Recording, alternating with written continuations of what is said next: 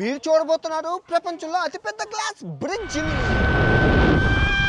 Locations అన్ని honeymoon location. Unfit అయినా నేను అన్ఫిట్, ప్రతిదానికి అన్ఫిట్. నన్ను పిక్చర్నైనా చేసేయండి, కరెంట్ షాక్ ఇచ్చిన బ్రెయిన్కి. నాలుకైనా కట్ చేసేయండి, పిక్చర్నైనా చేసేయండి. ఈ రెండు చేసేస్తే మీకు బాధ ఉండదు. Good morning from China. ఈ జాంజియాజు నగరంలో మీకు ఈరోజు అవతార్ మౌంటైన్స్తో పాటు గ్లాస్ బ్రిడ్జ్ని చూపించబోతున్నానండి. ఇది ఎన్నో వరల్డ్స్ రికార్డ్స్ని బద్దలు కొట్టిన గ్లాస్ బ్రిడ్జ్. ఈ గ్లాస్ బ్రిడ్జ్ను చూసి ప్రపంచం అందరూ తయారు చేశారు. ఫస్ట్ నమ్మకం కుదరలేదు, అందరూ చచ్చిపోతారు అనుకున్నారు ఈ గ్లాస్ బ్రిడ్జ్లోని. తర్వాత చైనా గవర్నమెంట్ కారులు ఎన్నో వరల్డ్ రికార్డ్స్ చేసి నిరూపించింది ఇది ఏం అవ్వదని చెప్పి. తర్వాత అందరూ భయం పోయి ఇది ఫేమస్ అయింది.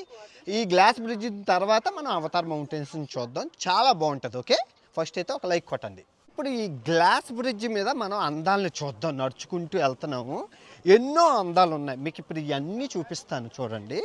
ఇదిగోండి, మనకి ముందు కెనియన్ అనగానే గుర్తొచ్చేది లోయని కెనియన్ అంటారు. ఓకే, మీకు ఒక ఫస్ట్ క్వశ్చను. ఓకే, ఇది చూపించాక చెప్తాను. ఇదిగోండి కెనియన్, లోపల ఎలా ఉంటుందో చూడండి. మొత్తం అంతా ఆ నది అనమాట ఈ కెనియన్. ఓకే, కొండల మధ్యన లోయని కెనియన్ అంటారు. మీకు ఇప్పుడు ఒక క్వశ్చన్ అడుగుతున్నాను. కెనియన్ ఆఫ్ ఇండియా అంటే భారతదేశం యొక్క కెనియాను మన తెలుగు రాష్ట్రాల్లో ఉందా, అదేంటి కిందన తెలిస్తే చెప్పండి. గ్రేట్ కెనియన్ ఆఫ్ ఇండియా అంటారు, అది మన భారతదేశంలోనే ఉంది. అది తెలుగు రాష్ట్రాల్లో ఉందా, అది మీకు తెలిస్తే కామెంట్ చేయండి. ఈ కెనియాని ఇక్కడికి చైనాకి రాలేని వాళ్ళు అది వెళ్ళి మీరు ఎంజాయ్ చేయండి, బాగుంటుంది.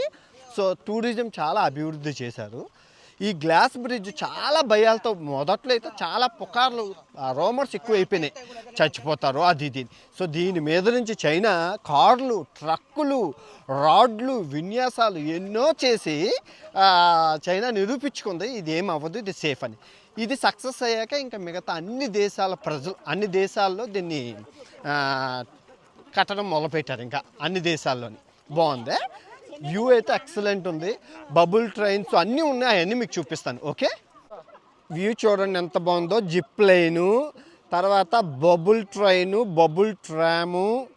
ప్రకృతి అండి. ప్రకృతి ఇష్టపడిన వాళ్ళు ఈ వీడియోని పిచ్చిగా లైక్ చేస్తారు. నిజంగా ఎంత బాగుందో కదా. కొండలు, కోనలు అలా నడుచుకుంటూ వెళ్తుంటే అదొక వ్యూ హైలైట్. నిజంగానే చాలా బాగుంది, నిజంగానే సూపర్ వర్త్.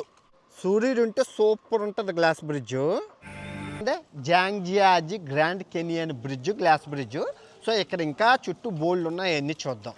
సో మన వాళ్ళు అక్కడ కట్టారు, 2 కొండల మధ్యన గ్లాస్ బ్రిడ్జ్ అలా కట్టారనమాట.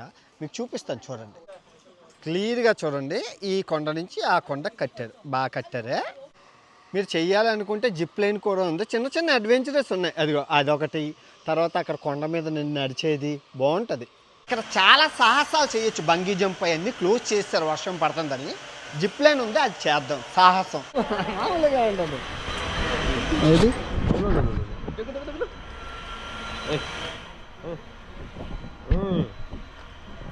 అలాగే మామూలుగా ఉండదు.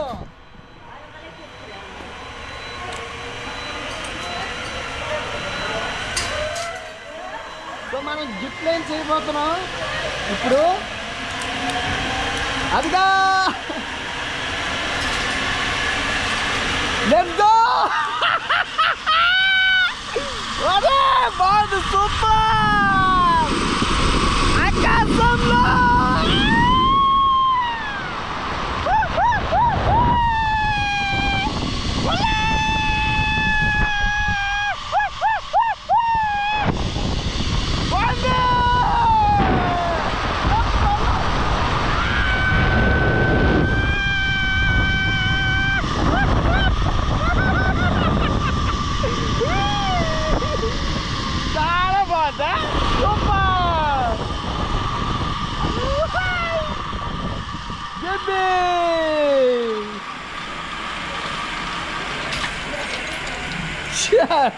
సూపర్, చాలా బాగుంది. జిప్ లైన్ అయిపోయింది కదా, కిందకి నడుచుకొని వెళ్ళాలి. కిందకి నడుచుకొని వెళ్ళి నదిని చూడాలి, ఆ కెనియన్ నదిని. బాగుంటుంది. సో మొత్తానికి ఆ పై కొండ నుంచి నడుచుకుంటూ కిందకు వచ్చాము. సో ఇప్పుడు ఇది 3 కిలోమీటర్లు నడుచుకొని వెళ్ళాలి. నేను షిప్లో వెళ్ళను, ఎందుకంటే మనకి సెనారిక్ వ్యూస్ అన్నీ నడుచుకుంటూ వెళ్తేనే కనబడతాయి. ఓకే, చేపలు చూసారా ఎంత ప్యూర్గా ఉన్నాయో. బా మీరు ఏమనుకోరంటే ఒక విషయం చెప్తానండి.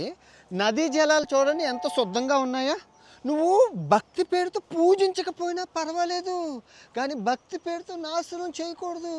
పసుపు కుంకుమ మొన్న ఎదవన్నారు 1000 లీటర్లు 5000 లీటర్ల పాలు వేసారు. చేపలు చచ్చిపోవా? చూడండి ఆ చేపలు జలపుష్పాలు చచ్చిపోవా? భక్తి పేరుతోని నాశనం చేయట్లేదు. అత్యధిక కలిగిన జనాభా చూడండి ఎంత శుద్ధంగా ఉందో, ఇది ఎంత బాగుందో. అక్వేరియంలో పెరిగే చేపలు ఇక్కడ పెరుగుతున్నాయంటే ఇంకెంతకన్నా శుభ్రం ఉంటుందని అనుకోకండి. బాబా బాబా ఏం అద్భుతం రా, రంగేసినట్లు సూపర్. లొకేషన్స్ అన్నీ హనీమూన్ లొకేషన్స్ లాగా ఉన్నాయి. సినిమాలు తీస్తే కలర్ కోడింగ్ వేయక్కర్లేదు, ఆటోమేటిక్గా వచ్చేస్తాయి ఎంతన. వాటర్ ఎలా వస్తాయని అనుకుంటున్నారు కదా, అదిగో ఆ సున్నపు రాళ్ళు లోపల తేమ పీల్చుకొని వర్షపాతం అలాగా నెమ్మదిగా ఇలా పడతాయి అన్నమాట. ఇంకొచ్చి నీళ్ళు ఎలా వచ్చాయని అనుకోవచ్చు. ఈ సున్నపు రాళ్ళ లోపల నుంచి నీళ్ళు ఊరి వచ్చాయి. ఫ్రెష్ వాటర్ మీరు తాగచ్చు ఏమో. ఫ్రెష్ అంటే సున్నపు రాళ్ళు కదా, ఇది చాలా బాగున్నాయి, స్ట్రాంగ్గా బాగున్నాయి ఫ్రెష్ వాటర్. సో మీరు పైన నది నీళ్ళు చూసారు కదా, డ్యామ్ కట్టేసి డ్యామ్లోంచి నెమ్మది కుదురుతున్నారు జాయిగా. ఎక్కడి నుంచి ఇంకా నడాలి 3 ఇటు 3 అటు 3 6 కిలోమీటర్లు నడాలి. ఎందుకు డ్యామ్ కట్టారా అంటే కొండ కుజించికిపోయింది. ఇదిగో కొండ కుజించికిపోయింది. సో కొండ కుజించికిపోయినప్పుడు ఇంకా డ్యామ్ కట్టి నీళ్ళని జాయిగా వదిలేశారు, ఫోర్ట్స్ వదలకుండాన. మరి టూరిస్టులు వెళ్ళాలి కదా, అందుకు. అర్థమైందా ఇప్పుడు మీకు? అంటే ఇంకా ప్లేస్ లేదు, మీకు అర్థమవుతుందా? ప్లేస్ లేనప్పుడు మరి ఎలాగ వెళ్తారు టూరిస్టులు, అందుకే ఇలా చేశారు. బాగుందే, చూసుకోవచ్చు. మొత్తం క్యూ ఎలా వెళ్తున్నాము, చాలా దూరం ఇంకా అలా 3 బాబోయ్ వచ్చేసామండి. 3 కిలోమీటర్లు నడుచుకుంటే మేము ఇప్పుడు ఆ గుహ లోపల ఉన్నది లొకేషను. ఆ గుహ లోపలికి వెళ్ళాలి, కన్నం లోపల ఉంటుంది, చూపిస్తాను రండి. సో గుహ లోపలికి మనం ఎంటర్ అవుతున్నాం, మీకు చూపిస్తాను రండి, బాగుంటుంది. ఓకే, బాగుంది. కలర్ కోడింగ్ పెట్టారు బాగాన, అంటే కలర్స్తో సెట్టింగ్ అంతా బాగుంది. అయినా సూపర్ బాగుంది. కొండల్లో నెలకొన్న కోనేటి రాయుడు గారు కొండలంత కాలం. బాగుంది, సూపర్. వర్మ వర్త్. చాలా బాగుంది, చాలా బాగుంది. ఒడియమ్మ గుహ లోపల టన్నల్ కట్టారండి, టన్నల్ సొరంగం కట్టారు. బాగుందా? వావ్. ఎందుకు కట్టారంటే అంతే మరి, ఇంకా ఫెసిలిటీ. గుహ లోపల టన్నల్స్ కట్టడం అనేది నేను ఫస్ట్ టైం చూస్తాను, నేను ఎప్పుడు చూడలేదు అలాగా. అద్భుతంగా ఉందా, చాలా బాగుంది. పియ్యరు సూపర్ నిజంగా. అంత బాగుందంటే లొకేషను, అంత బాగుంది నడుస్తుంటే. టూరిజంకి వీళ్ళు ఖర్చు పెట్టినంత ఎవరు ఖర్చు పెట్టరు. అంత ఎక్కువగా టూరిజం డెవలప్ అంటే ఎక్కువ జనాభా ఉంది కదా, అందుకే ఖర్చు పెడతారు. మనకి ఖర్చు పెట్టమని మనకి ఉంటుంది, కానీ మన వాళ్ళు ఖర్చు పెట్టరు. అది పాకెట్లో వేసుకుంటారు, జోబుల్లోకి వెళ్ళిపోతాయి. లేదంటే మనకి ఇంకే మనది అవినీతి ఎక్కువ. అబ్బా అంత అనుకున్నా అవినీతి ఉన్నంత కాలం ఏ దేశము బాగుపడుతుంది, ఇండియా అయినా అవని ఏ దేశం అయినా అవని. సో ఇక్కడి నుంచి పడవ జర్నీ పెట్టారు. మరి ఎందుకు పడవ జర్నీ పెట్టారో తెలియదు మనకి. లైఫ్ జాకెట్స్ అందరికీ ఇస్తున్నారు, చూసారా? ఎందుకో తెలీదు, అందరికీ లైఫ్ జాకెట్లు ఇస్తున్నారు. అదిగో లైఫ్ జాకెట్లు ఇస్తున్నారు. అదిగో బాధ కలిగించిన విషయం ఏంటంటే అండి, 9 మంది చనిపోయారండి మన ఇండియాలోని మొన్న. ఇక్కడ చూడండి, ఆయన లైఫ్ జాకెట్లు తీసి వాళ్ళ ఫ్యామిలీ అందరికీ ఇచ్చారు.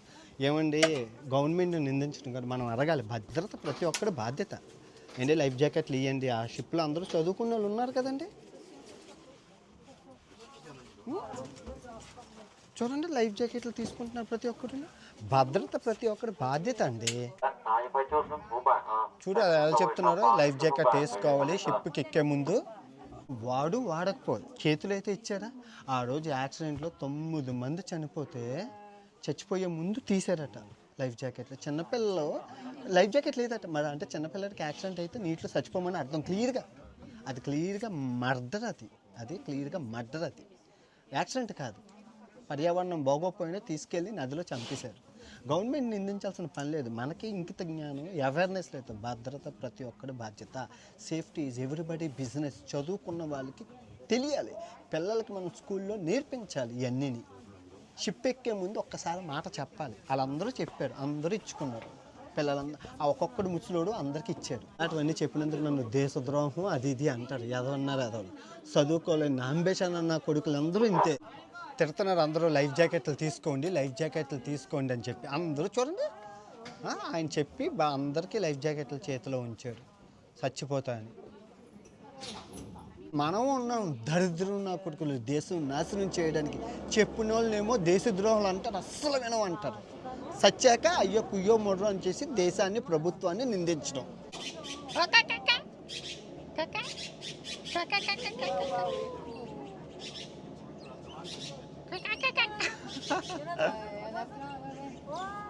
వావ్. బాగుందా జర్నీ? Wow wow. భద్రత ప్రతి ఒక్కరి బాధ్యత. దాని మీద అవగాహన కల్పించాలి. వాళ్ళు చచ్చిపోయారంటే వాళ్ళకి తెలియక చచ్చిపోయారు అంతే. లైఫ్ జాకెట్ వేసుకుంటే చచ్చిపోడు కదా. చైనా ప్రజలు ఆరోగ్యంగా ఉండడానికి గల కారణం ఈవినింగ్ అయితే అందరూ ఎక్సర్సైజ్ మీరు చూసుకోవచ్చు. ఎక్కడ చూస్తే ఇదే ఒక్క పార్కే కాదు, ఇంకా నేను చాలా పార్కులో ఇలా ఎక్సర్సైజులు చూపిస్తాను.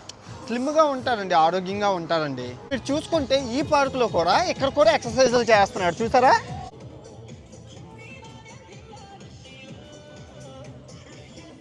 చైనా వచ్చిన కాంచి ఎక్కెక్కి ఏడుస్తున్నానంటే నేను ఒకే ఒక్క క్వశ్చన్ మిమ్మల్ని అడుగుతాను, దానికి సమాధానం కమెంట్ రూపంలో చెప్పండి. నేను మీకు వాయిస్ ఆన్సర్ ఇస్తాను. మీరు చెప్పిన ప్రతి సమాధానానికి నా వాయిస్ ఆన్సరు నేను ఇస్తాను, మీకు ఇస్తాను. నేను మాట ఇస్తాను. కొత్త ఫ్యూచర్ వచ్చింది. ఇంకెప్పుడు మారుతామంటే నాకు ఒక సమాధానం. ఇంకా నేను ఎప్పుడు జీవితంలో మిమ్మల్ని అడగను. నాకు ఒక సమాధానం. మీరు ఎప్పుడు మారుతారు? దేశం ఎప్పుడు అభివృద్ధి చెందుతుంది? దేశం ఎప్పుడు మారుతుంది? ఓకే, అన్వేషం అభివృద్ధి చెందడం కష్టం చైనా లాగా. మన దగ్గర డబ్బు లేదు, అవినీతి దేశం అయిపోయింది. ఓకే ఓకే, నేను మీరు చెప్పింది ఒప్పుకుంటాను. మన దగ్గర డబ్బు లేదు, అవినీతి దేశం, అభివృద్ధి చెందదు. ఓకే, ఇప్పుడు చైనా ఆ నదిని ఎంత శుభ్రంగా, నదులు దేవతలు, గంగా యమున సరస్వతి కావేరి తుంగభద్ర భద్ర సరస్వతి నది అన్నీ దేవతలు. నదుల్ని పూజించే దేశం గంగా నది. హారతి పూజ శుభ్రంగా ఉంచుకోవాలి కదా నదీ జలాలు. వీళ్ళు ఎవరు పూజించట్లేదు, నాస్తికులు. ఎంత శుభ్రంగా ఉన్నాయి. నేను కలర్ కోడింగ్ పెట్టలేదు. ఏ సైంటిస్ట్తోనైనా ఎవరితోనైనా చెక్ చేయించుకోండి. అవి కలర్ కోడింగ్ పెట్టలేదు, నేను ప్యూర్ పెట్టాను. ఎందుకంటే కలర్ కోడింగ్ అంటే మళ్ళీ ఎవరైనా కంప్లైంట్ చేస్తారు. ప్యూర్ అది. కలర్ కోడింగ్ పెడితే పిచ్చెక్కిపోతుంది. నేచర్ అలా ఉన్నాయండి. అదే మనమైతే అందులో వినాయకుడు విగ్రహం వేయడం తప్పు కాదు. మట్టిని మట్టితో చేసి వేస్తే తప్పు కాదు. నదీ జలం, pastor of Paris, chemical Vinayaka Chavithi అయ్యేటప్పుడు మీరు చెప్పాలి భక్తితో. నదీ జలాల్ని పాస్టర్ ఆఫ్ ప్యారిస్ పేరుతో కెమికల్స్ని నదీ జలాల్లో వేస్తున్నాం. చేపలు చచ్చిపోతాయి. ఆ చేపలు తిన్న కెమికల్స్ చచ్చిపోతాయి, మనం చచ్చిపోతాం. భక్తిని తగ్గించడం అంటే అవగాహన ఉండాలి. భక్తిని మనశ్శాంతిగా చేసుకుంటే దేశం ప్రకృతి పర్యావరణం బాగుంది. మొన్న ఒక సైంటిస్ట్ వచ్చి గంగా నది జలాలు పట్టుకొని ఇది విషం నీళ్ళు అని చెప్పి వెళ్ళిపోయారు. చెక్ చేయండి, ఆన్లైన్లో ఉంటుంది. అమెరికా నుంచి సైంటిస్ట్ వచ్చి ఉన్నాయి, అన్నీ ఉన్నాయి, నిజం అండి.